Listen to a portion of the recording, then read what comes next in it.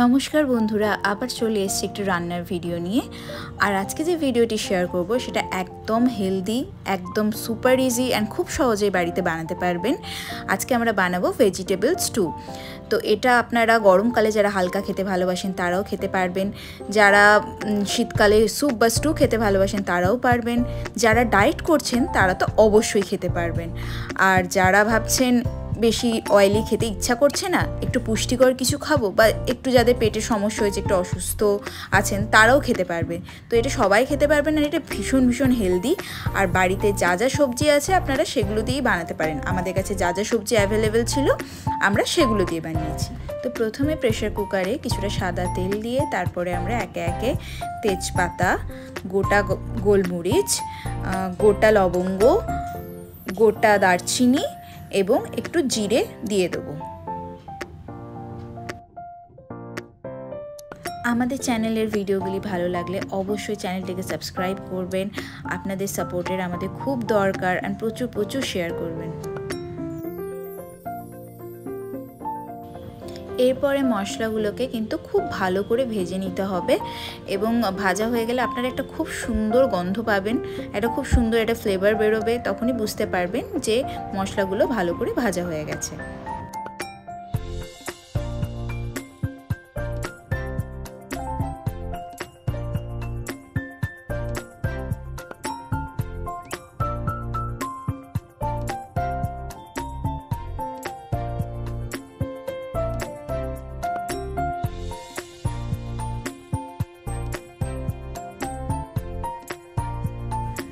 মশলাটা ভাজা হয়ে গেলে এবার আমরা একে একে সবজিগুলো দিয়ে দেবো।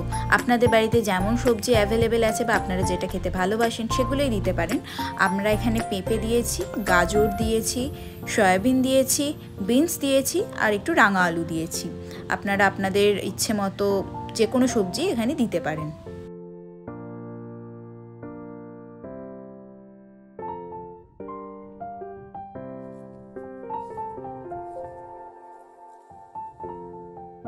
সবজিগুলো এরপরে খুব ভালো করে মশলার সাথে মিশিয়ে নিতে হবে।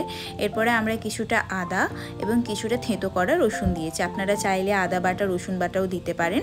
তো আমরা এখানে আদাটা একটু পাতলা পাতলা স্লাইস করে হালকা থেঁতো করে নিয়ে তারপরে তার সাথে কিছুটা রসুনও এভাবে থেঁতো করে দিয়ে দিয়েছি। সয়াবিনের পুষ্টিগুণ নিয়ে তো আলাদা করে কিছু বলার নেই, তাই সয়াবিনও আমরা এখানে দিয়ে দিয়েছি। এরপর আমরা কিছুটা পেঁয়াজ কুচি দিয়ে দিয়েছি।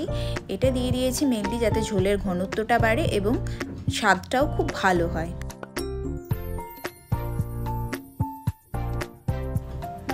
এরপর আমরা পরিমাণ মতো নুন দিয়ে দেবো, দিয়ে ভালো করে আবার এটাকে নাড়াচাড়া করে নেব। তারপর আমরা এখানে ঝোলের জন্যে বা স্টুয়ের যেটা ঝোলটা সেটার জন্যে আস্তে আস্তে জল মেশাবো।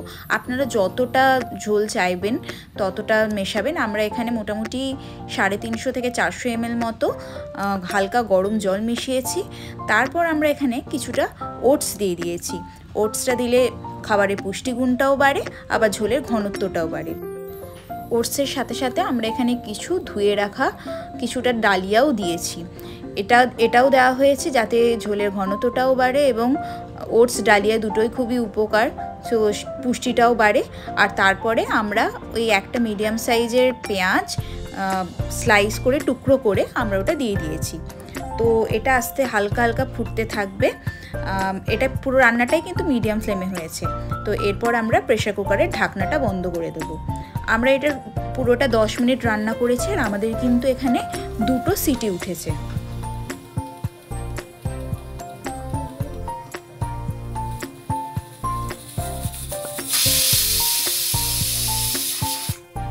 দশ মিনিট রান্না করার পর এবং প্রেশার কুকারে 2টো সিটি ওঠার পর আমরা ঢাকনাটা খুলে দিলাম। দেখুন খুব সুন্দর রেডি হয়ে গেছে এবং ভীষণ সুন্দর ভালো গন্ধ বেরোচ্ছে। আপনারা যখন করবেন অবশ্যই জানাবেন কেমন হলো। আমাদের কিন্তু স্টুটা তৈরি। এবারে নামানোর আগে আমরা এখানে কিছুটা গোলমরিচ পাউডার আর সামান্য একটু বাটার দিয়ে দেব।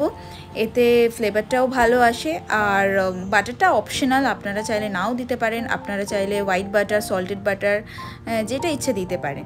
তো কিছুটা প্রেশার কুকারের ঢাকনা বন্ধ করে আবার কিছুটা ওয়েট করে তারপর আমরা এখানে সার্ভ করে দিয়েছি গরম গরম। অবশ্যই জানাবেন কেমন লেগেছে রেসিপিটা, এবং অবশ্যই চ্যানেলটিকে সাবস্ক্রাইব করবেন আর প্রচুর শেয়ার, লাইক, কমেন্ট করবেন। Thank you.